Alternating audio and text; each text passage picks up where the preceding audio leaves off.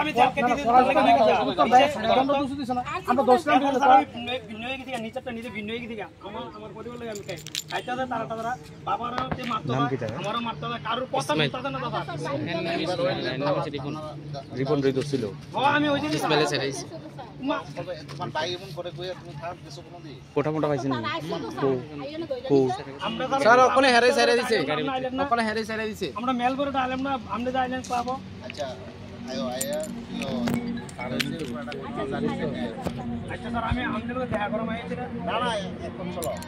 দিও স্যার আমি খাই রিপন কি কাম না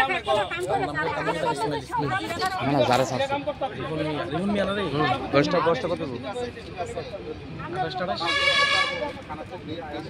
এই লোকে দেওয়া আছে